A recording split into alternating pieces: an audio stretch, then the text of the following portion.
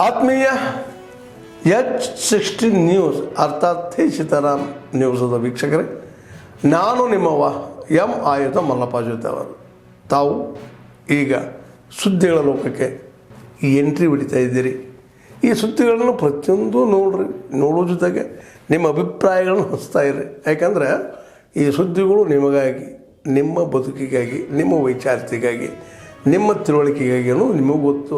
ಜೊತೆಗೆ ನಮಗೂ ನಿಮ್ಮೊಂದಿಗೆ ಇದೊಂದು ಮಾತಾಡುವಂಥ ಜೊತೆಗೆ ಸುದ್ದಿಗಳನ್ನು ಬಿಡುವಂಥ ಕೆಲಸ. ಈ ಕೆಲಸದಲ್ಲಿ ನಾವು ನಿಮ್ಮೊಂದಿಗಿದ್ದೀವಿ ಅಂತ ಹೇಳ್ತಾ ನೋಡ್ತಾ ಇರಿ ಸುದ್ದಿಗಳನ್ನು. ಮಾಡ್ಕೊಂಡು ಟೈಮ್ ಕೊಡೋಲ್ಲ ಬಸ್ಸಿನ ಕೂಡ ಅದನ್ನು ನಾವು ಈ ನೇರವಾಗಿ ಭೇಟಿಗಿಲ್ಲ. ನೀನು ಆ್ಯಕ್ಚುಲಿ ಹುಬ್ಳಿ ನಾನು ಹೋಗ್ಬೇಕಾಯ್ತು. ರಾಮನವಮಿ ಕಾರ್ಯಕ್ರಮ ಹುಬ್ಳಿ ಒಂದು ಕಾರ್ಯಕ್ರಮ, ಅದು ಗೋಕಾದಲ್ಲಿ ಕಾರ್ಯಕ್ರಮ ಭಾಳ ಹೋಗೋಕ್ಕಾಗಲಿಲ್ಲ.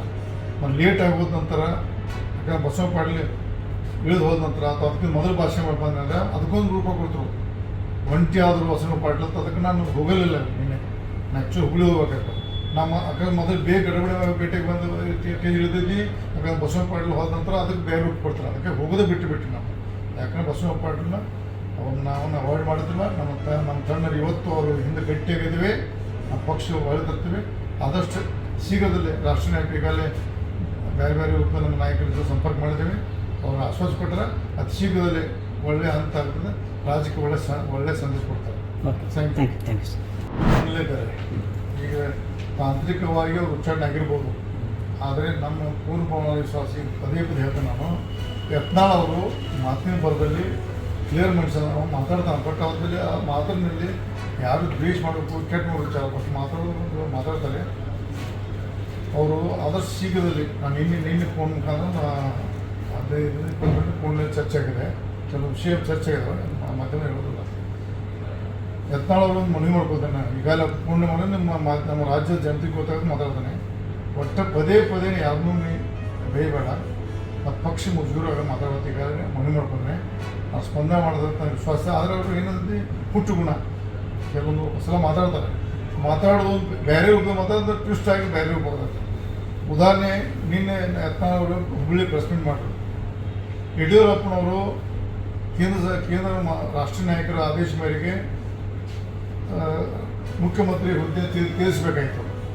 ಆ ಸಂದರ್ಭದಲ್ಲಿ ಅಮಿತ್ ಶಾ ಫೋನ್ ಮಾಡಿದ್ರು. ಅದು ಲಿಂಗಾಯತ OBCಗೆ ಕ್ಯಾಬಿನೆಟ್ ಇಟ್ಟರು. ಅಮಿತ್ ಶಾ ಅವರು ತಪಾಸಣೆ ಹಿಂತಕ್ಕು ಅಂತ ಹೇಳೋರು. ಬಟ್ ಅವ್ರು ಹೇಳಿದ ಅರ್ಥ ಇತ್ತು. ಅವರು ನಾನು ಗೊತ್ತದ್ದು ಪೂರ್ಣ ಅಮಿತ್ ಶಾ ಅವ್ರು ಫೋನ್ ಮಾಡಿ ಹೇಳಿದ್ರು, ನೋಡಪ್ಪ ಯಡಿಯೂರಪ್ಪನವರೇ, ನಾವು ರಾಷ್ಟ್ರೀಯ ಪಕ್ಷ, ನಾವು ಸ್ಥಳೀಯ ಪಾರ್ಟಿ ಇದ್ರೆ ಬೇರೆ ಇತ್ತು. ರಾಷ್ಟ್ರೀಯ ಪಕ್ಷದ ಉದಾಹರಣೆ ರಾಜ್ಯದಲ್ಲಿ ಲಿಂಗಾಯತರು OBC ಬೇಡತಾರೆ, ಮರಾಠ OBC ಬೇಡತಾರೆ. ಪದೇ ಅವ್ರು ಇಬ್ಬರು ಪೂಜ್ಯ ತಂದೆ ಮಗನ ಅಟ್ಟ ಬೇರೆ ಬಿಟ್ಟ ಅದನ್ನು ಮಾಡ್ಬಿಡ್ತೀನಿ ಅಂತ ಹೇಳಿದೆ. ಅದೇ ಪೂಜ್ಯ ತಂದೆ ಆ ಪೂಜ್ಯ ಮಗನ ಬೇಡಪ್ಪ. ಅದರಿಂದ ನಾವು ಸಾಂಸ್ಕೃತಿಕ ಆಗತ್ತೈತಿ. ದಯವಿಟ್ಟು ಬೇಡ, ನಿಂದು ಏನಂತ ಲೈನ್ ಮಾಡಿಲ್ಲ, ಹೋಗಿ ಸಂಘಟನೆ ಮಾಡು. ಮುಂದಿನ ದಿನದಲ್ಲಿ ಯಾವುದೇ ಕಾರಣಕ್ಕೂ ನಾನು ಮೊನ್ನೆ ನಮ್ಮ ಸಿದ್ದೇಶ್ವರ ಮಾತಾಡ್ತಾರೆ, ಹರೀಶ್ ಮಾತಾಡ್ತಾರೆ, ಕುಮಾರ್ ಬಂಗಾರಪ್ಪ ಮಾತಾಡ್ತಾರೆ. ಯಾವುದೇ ಕಾರಣಕ್ಕೂ ನಮ್ಮ ಬಸವ ಪಾಟೀಲ ಭಾರತೀಯ ಜನತಾ ಪಾರ್ಟಿ ಬಿಟ್ಟು ಕೊಡೋಲ್ಲ, ಹೊರಗೆ ಹೋಗಿ ಕೊಡೋದಿಲ್ಲ, ಬೇರೆ ಪಾರ್ಟಿ ಮಾಡಿ ಕೊಡೋಲ್ಲ, ಏನೇ ಹೇಳೋರು. ನಮ್ಮನ್ನು ಬಿಟ್ಟಿಲ್ಲ ಅವ್ರ ಸಮಾಜದಲ್ಲಿ. ಸ್ವಾಮೀಜಿಯವ್ರ ಮೊದಲ ಸಮಾಜದಲ್ಲಿ ನಾವು ಭಾರತೀಯ ಜನತಾ ಪಕ್ಷ ಒಂದು ರಾಷ್ಟ್ರೀಯ ಪಕ್ಷ, ಭಾರತೀಯರ ಸಲುವಾಗಿ ದೇಶದ ಅಭಿವೃದ್ಧಿಗೋಸ್ಕರ ಎಲ್ಲ ಸಣ್ಣ ಬಡವರ ರೈತರ ಪರವಾಗಿ ಮಾಡುವಂಥ ಭಾರತೀಯ ಜನತಾ ಪಕ್ಷ ರಾಷ್ಟ್ರ ಮಟ್ಟದ ಕಾಶ್ಮೀರ ಕನ್ಯಾಕುಮಾರಿ ಇರುವಂಥ ಪಕ್ಷಗಳಿಂದ ಇಲ್ಲೇ ನಮಗೆ ನ್ಯಾಯ ಸಿಗ್ತೈತೆ.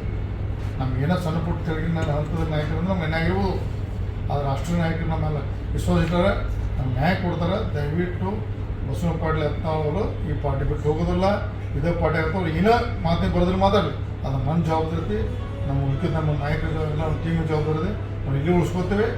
ಅದು ಶೀಘ್ರದಲ್ಲಿ ಮಾತಿನ ಬರದಲ್ಲಿ ಪಕ್ಷ ಮುಚ್ಚುವ ಮಾತಾಡದೆ ಒಂದು ಒಳ್ಳೆಯ ಹೋರಾಟ ಮಾಡಿ ಈ ಸಂಘಟನೆಯಲ್ಲಿ ನಮ್ಮ ಮುಂದಿನ ದಿನದಲ್ಲಿ ಅವ್ರ ಸಂಘಟನೆ ನಮ್ಮ ಪಕ್ಷಕ್ಕೆ ಒಳ್ಳೆಯದಾಗ್ತದೆ. ನಮ್ಮ ಪಕ್ಷ ನಾವು ಯಾವುದೇ ಬಿಟ್ಕೊಡೋದಿಲ್ಲ, ಅವ್ರು ಇಲ್ಲೇ ಮುಂದುವರಿತಾರೆ. ಬಸವ ಪಾಟೀಲ್ ಅವರು ಈಗ ಇದೇ ಸಂದರ್ಭದಲ್ಲಿ ಮಾತಾಡ್ತಾರಲ್ಲ, ಅದು ಶೀಘ್ರದಲ್ಲಿ ಮತ್ತೊಂದು ಬಾರಿ ಮನೆ ಮಾಡಿಕೊಂಡು ಅವ್ರ ಬಾಯಿ ಮುಚ್ಚಿಸಿ ಒಳ್ಳೆಯ ರೀತಿಯಿಂದ ರಾಜ್ಯದಲ್ಲಿ ವಾತಾವರಣವನ್ನು ಸೃಷ್ಟಿ ಮಾಡಕ್ಕೆ ಮಾಡ್ತೇವೆ.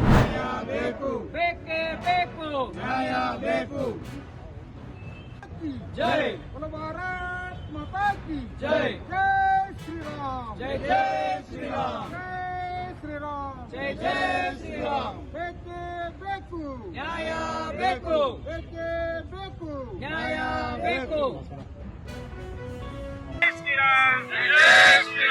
बोलो भारत माता की जय बोलो भारत माता की जय वंदे मातरम वंदे ಧರ್ಮಾಂತರನ ವಿರೋಧಿ ಮುಸ್ಲಿಮರಿಗೆ ಮುಸ್ಲಿಂ ಮೀಸಲಾತಿ ಕರ್ನಾಟಕ ಸರ್ಕಾರಿ 4%.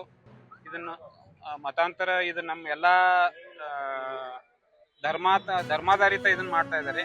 ಇದು ತಪ್ಪು ಇದೆ. ಸುಪ್ರೀಂ ಕೋರ್ಟನ್ನು ಇವಾಗಲೇ ಇದನ್ನು ಮೊದಲೇ ಎಷ್ಟು ಸಾರಿ ಸುಪ್ರೀಂ ಕೋರ್ಟ್ ಇದನ್ನು ರದ್ದುಪಡಿಸಿದೆ.